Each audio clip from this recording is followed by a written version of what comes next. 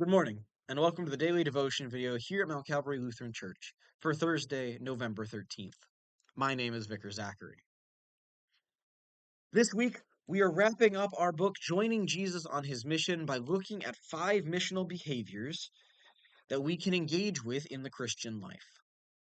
This week, we are looking at chapter 15, which is titled Doing Good.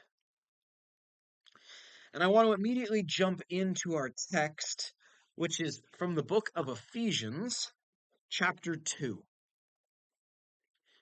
Begins on verse 4. But God, being rich in mercy, because of the great love which he loved us, even when we were dead in our trespasses, made us alive together with Christ. By grace you have been saved, and been raised up with him, and seated with him in the heavenly places in Christ Jesus, so that in the coming ages he might show the immeasurable riches of his grace in kindness towards us in Christ Jesus. For by grace you have been saved through faith, and this is not of your own doing, but is the gift of God, not a result of works, so that no one may boast. For we are his workmanship, created in Christ Jesus for good works, which God has prepared beforehand, that we should walk in them. That is one of the most often quoted verses in Lutheranism, but we often leave off verse 10. Which, reading it again for you, for we are his workmanship in Christ Jesus for good works, which God has prepared beforehand, so that we should walk in them. Good works are an extremely important part of the Christian life. And chapter 15 is not just talking about that we should do them, because most of us know that.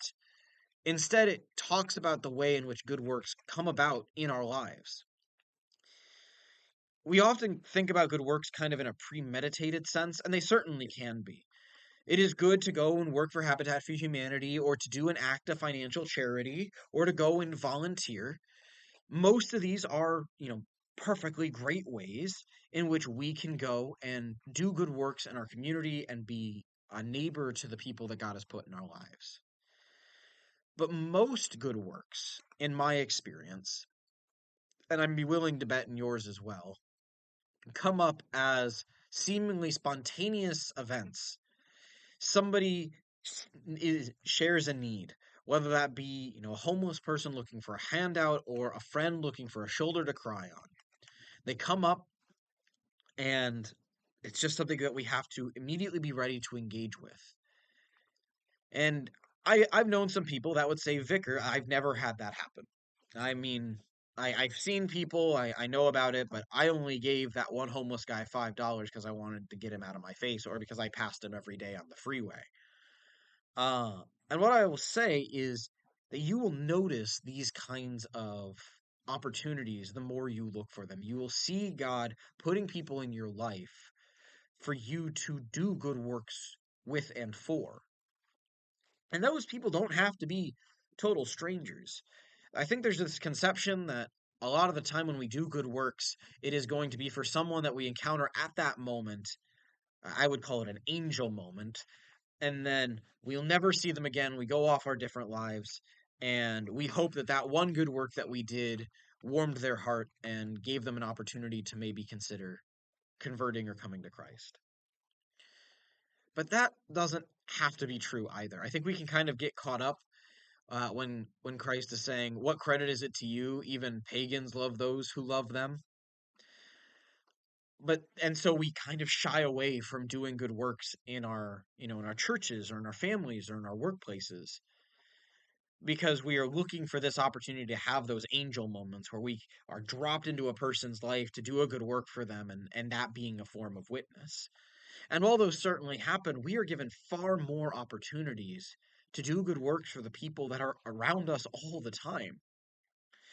Pastor Finke points out, if you plant one seed of kindness with your family, or one seed of kindness at your workplace every single day, how long before that has a noticeable impact on the people that are there?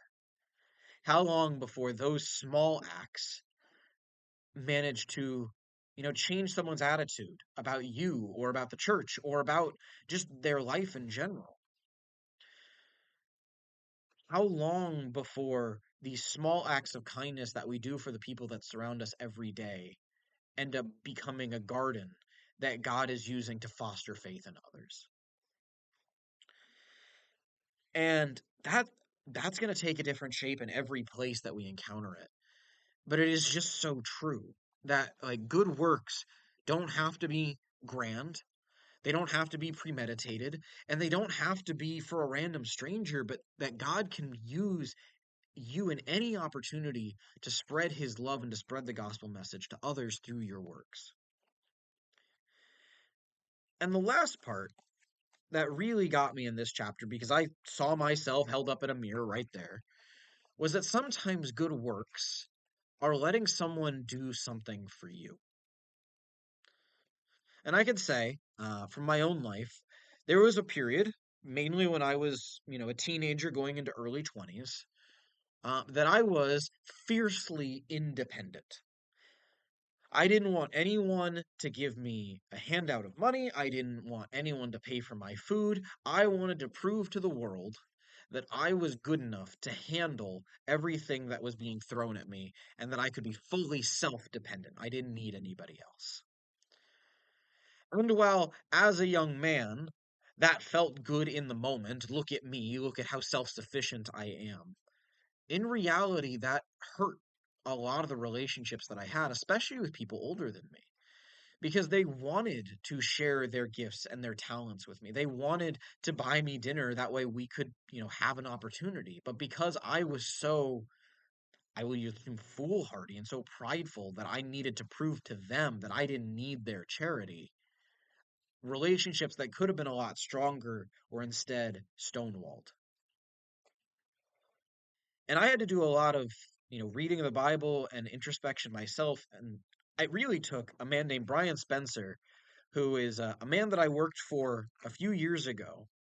And he said, dude, just let them buy the meal. He used an expletive in there. I'll let you figure out which one that is. Because it's what they want to do. And it will be better for both of you if they do. And I don't know what exactly how those words managed to chip at my heart, but I will be honest, from that point, I have been far less resilient or far less resistant to those kinds of things. And I'll be honest, my relationships with people have improved. People like giving things to me. I like receiving them, and I like having the opportunity to give them my thanks. And then that opens the door for a return gift to be able to share with people and build these relationships on a mutual give and take that allows us to grow together as people in our relationship and in our faith. And I know that I'm not alone because here in America, and I think the West overall, we kind of have this pulling ourselves up by our bootstraps. We don't want charity because to say that we want or accept charity is to say that we are somehow insufficient ourselves. But that is so counter to the way that we see, Christ living his life and the apostles and Acts living theirs. It is a life of constant giving and giving back and being okay with people showing you charity, showing you kindness, and doing good works and serving you. After all, this is what Christ did for his disciples with the washing of the feet. He humbled himself to be a servant and to wash the feet of men that really probably should have been washing his. But because he did, he strengthened their faith, and so that they could go out and be servants to others.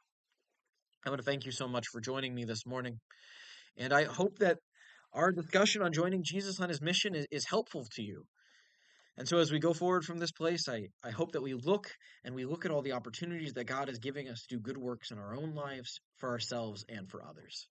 Thank you so much for joining me this morning, and I look forward to seeing you again tomorrow.